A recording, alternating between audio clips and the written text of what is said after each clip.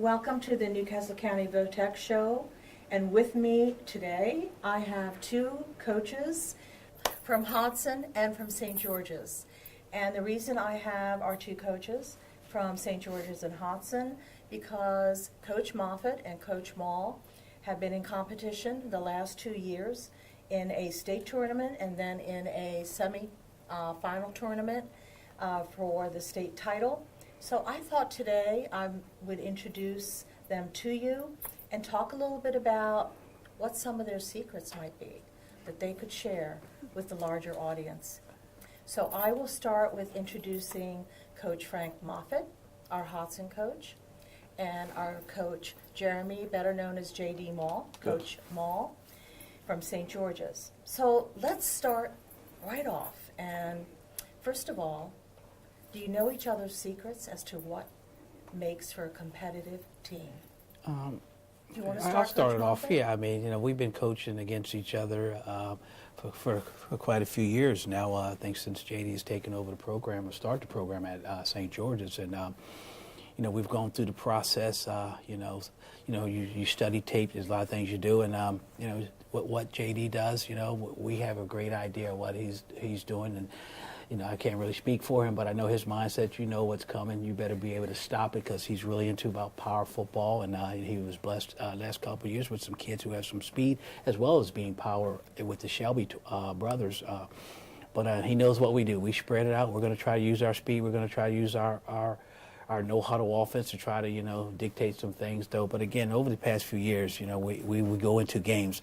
I think as we prepare, I have an idea what he wants to do, and I think he has an idea what Hodson wants to do. Well, Coach Maull, what do you know about Hodson's secrets? I agree with Frank. We both can retire for 10 years, come back, play each other first game of the season, and I know what he's going to try to do, and he's going to know what I'm going to try to do. Frank's kids are always sound technique-wise. They like to spread, like you say, they like to spread it out. And it's interesting. It's different contrasts of football. They like to throw it. We like to run it. But at the end of the day, it's great football. Lately Frank has had the edge. in the big games, Frank has got us. But it's a great game, great rivalry, probably one of the best rivalries in the state.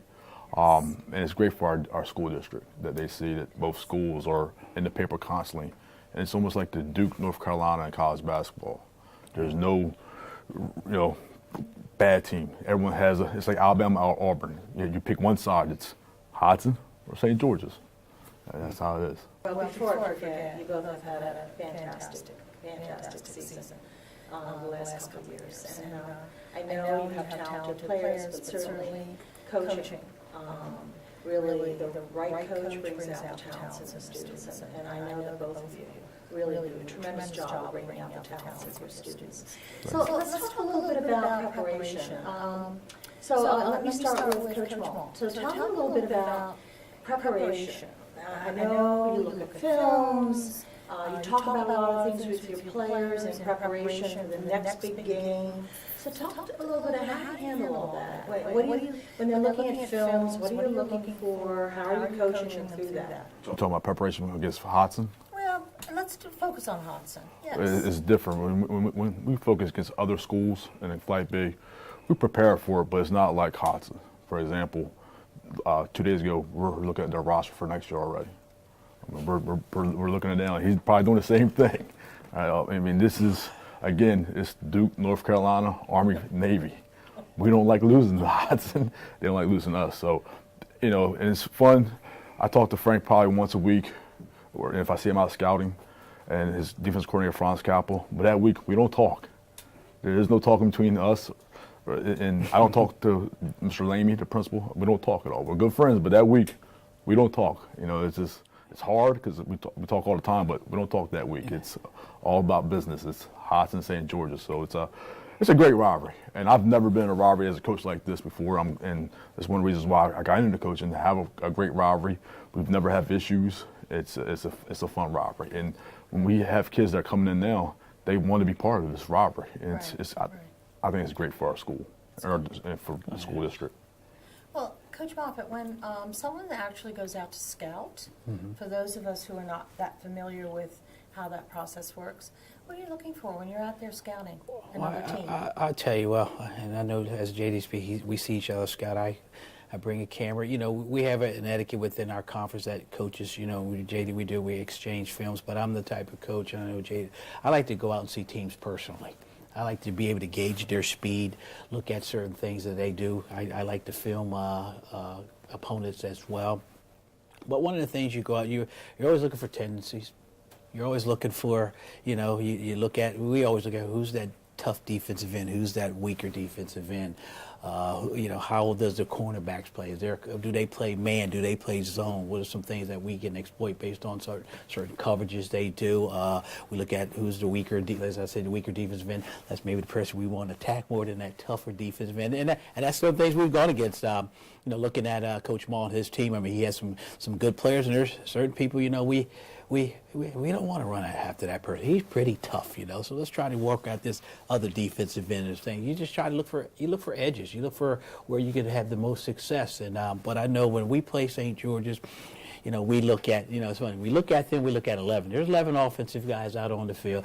We got to look at 11 of those guys because I know JD and his staff, they do a great job of preparing our kids for their opponents, and I know there's a little extra when you prepare for Hodson and when we prepare for St. George. So there's a lot of things that you look at in that capacity, you know. But you know, like I said, we respect their coaches, we respect their coaching staff and their players. And I know one thing, and I know Jada is like, you know, it's St. George's, and if I played St. George's week 9, I want every game before that. It's one of those type of things. You know, I think we play week 5. You know, if I have an opportunity to go see him play, because it's tough sometimes for us. If he plays at 10:30, I play at 10:30, there's not a chance I'm going to be able to get to see him. I mean, we've gone as far as when he played at Laurel, we'll travel all the way down to Laurel, first game of the season, just to see him play, to get some film on him. And I get film, but it's just a routine that I do. But I know, you know, we want every edge, every angle, everything we get when we play St. George's. And we don't do that for every school, you know, but for St. George, I like to see everything we can get on them. I love it. The competition's great. And you used a great word, exploit. That's a great word that you used earlier. Well, let me jump to Coach Maull. We were talking before we started the taping a little bit about how, and folks who listen to this may not really understand that coaching is not just for that one season of time, that period of time. And we're talking about how it's a year-long process. Talk a little bit about that so our audience has a better sense of that. It's a year-long process. You know, we start August 15th for the football season, but now the season's over in December. Myself, St. George's, and Coach Moffett and Coach Hodson, they're back lifting weights again. We're back looking at film. We're going to clinics for our coaching staff to get better. You know, we're looking at talking with our players constantly from 3 o'clock to 6 o'clock, doing weight trainings on how they can get better in the classroom and then on the football field. It's a year-long process. You know, we're trying to mold young boys into men, and it takes longer than 3 months to do it. Mm-hmm. It's a year-long process, and Frank's had great success in doing it, and we're trying to get at that point also. But it's do you want to add to that? Yeah, I agree with you. I mean, you know, you talk about weight room, but it's become to me, you know, we talk about college. It seems like it's a year-long sport because I mean, we lift, and I know JD will lift all the way now until August. Conditioning has started. It's through August, and then you go through your summer conditioning. We also get involved where we take our team to a team camp, you know, where there's more like 3 days of football, coaching, bonding, and just really you just doing football. And again, you know, we always look at, okay, who do we prepare? You know, I go through the roster right now. I'm looking at who do they have coming back? What's, you know, where's that junior? Who's going to be that senior? What key player did they lose? And I'm a firm believer, and Jaden knows, every team that we play, they're all going to lose good players. They're going to lose those seniors. And it's kind of how you prepare. That's what we're trying to get a step. How you prepare with the kids you coming at. I mean, certain kids may play one position, and we may need them at this other position next year because we're going to be a stronger team if we can get them to play. But you're looking at your opponents, trying to prepare. And you're always looking at that first game. You know, how can we get ready for the first game? But there's also, you know, and I know JD, we both, you circle St. George's on your schedule because when do we have St. George's, you know, and I'm always looking at, okay, well, you know, and I know something I looked at in the past and I was like, okay, when do we play St. George's? Where, you know, and I know playing St. George's, you know, I didn't look at it until it's like, wow, you know, JD has beaten us every time at Hodson. We've beaten them every time at St. George's. Yeah. It's a trend there, we win at St. George's, so I don't do that those anymore. things you look at. Sounding like the Eagles in Dallas. Yeah, it's It's where you look at it, Yeah, we've never beaten Hodson at home, and That's amazing. and same thing for him. Shit, It's- we never won at home. And also, we've had constantly college coaches come in and constantly come see our schools. When we first started, Hodson, Frank was a big supporter of us, and hey, you go down and see St. George's, because we weren't on the map yet. Now we're on the map. Both schools, we've had college coaches come in all the time asking about Hodson and our players, and that's kudos to the school district and the Frank and Hodson and us to be able to get our kids exploited at colleges and getting our kids into college. And Frank has a great quarterback going to college. We have a couple of running backs who are going to college. And I don't want people to see this and say, hey, football is year round. Yes, football is year round, but we both want our players, if they play basketball, go out for basketball. But the guys who are not, you're lifting weights, you're getting extra help. We're worried about you as a student also. And I was going to ask you that about, do you encourage the players to participate in any other sports besides football? Yeah, I'll be quite honest with you. I mean, it's like we have players come, they play multiple sports. It's amazing. Some of them say football is my number one, but I play all the other sports. It's encouraged, like during the season, because I know if they're not in the weight room, they're playing another sport, they're engaged, they're doing something, they're moving their bodies. And I really believe high school comes once. Enjoy it. If you play multiple, enjoy that. Sometimes I may get injured. I really, you can get injured doing anything. But, high school comes once in a while. Make the best of it. Enjoy it. And then I tell the kids, if you're not involved in the sport, we need you in the weight room. Yeah. So. That's good. Yep. That encouragement. They need that encouragement, Yes. too. Well, let's talk a little bit about the concussions. That's a big topic with young people. Well, actually players in national leagues as well. So let's talk a little bit about concussions and how do you talk to your students about that, what they need to be aware of when it comes to your players, when it comes to any concussion issues? Well, first, I know Frank probably does too. We read the back of the label to the helmet, with the helmet to the kids. Football is a contact sport. You're going to have some bumps and bruises. Now, I have a great trainer, Mark Robinson, who's there, and I know he has good trainers. They're always on the sideline, and we make our assistant coaches aware also.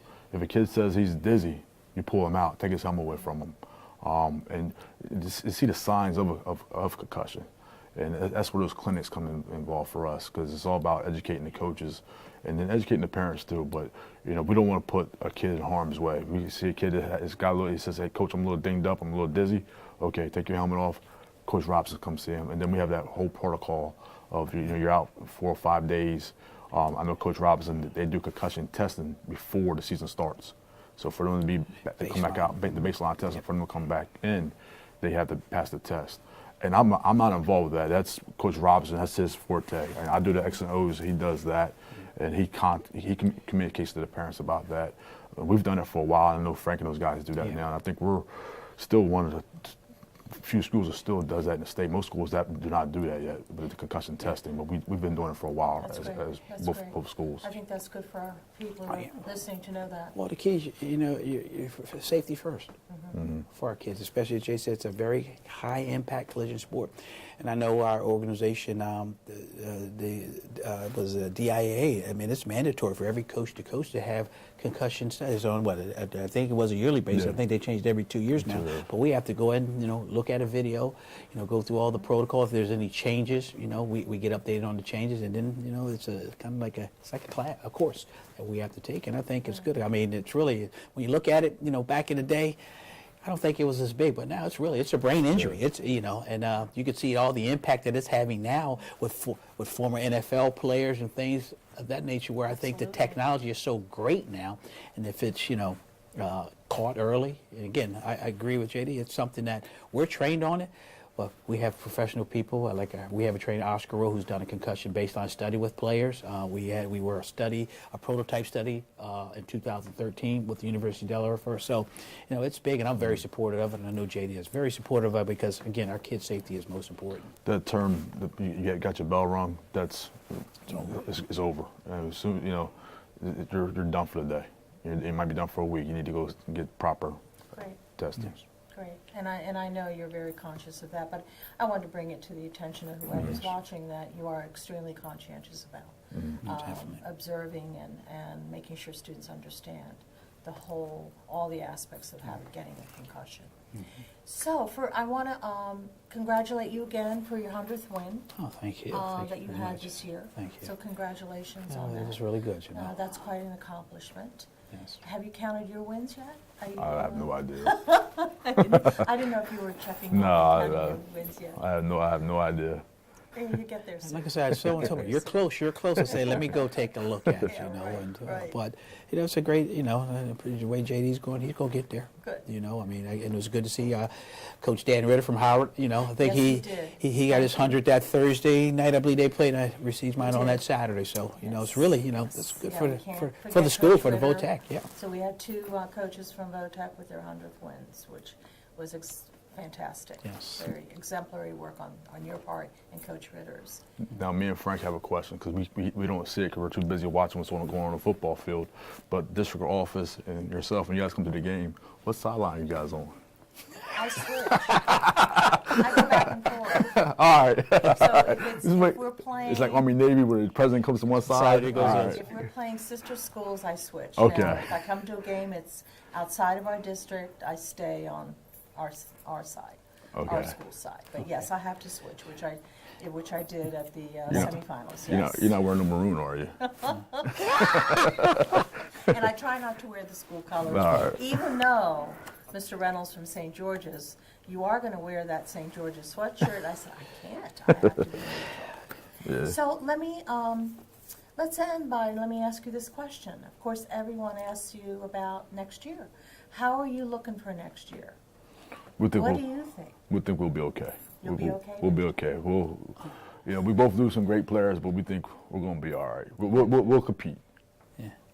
That's And the how word. about you, That's Coach? the word I use. We always look at your roster first. What you got coming back and what needs you need. Now, we'll be competitive. I think I got to, since I've been head coach there, I guess I just completed my 12th year. We've got a tradition going. And when you come to Hosden and I see that building with St. George's, there's an expectation.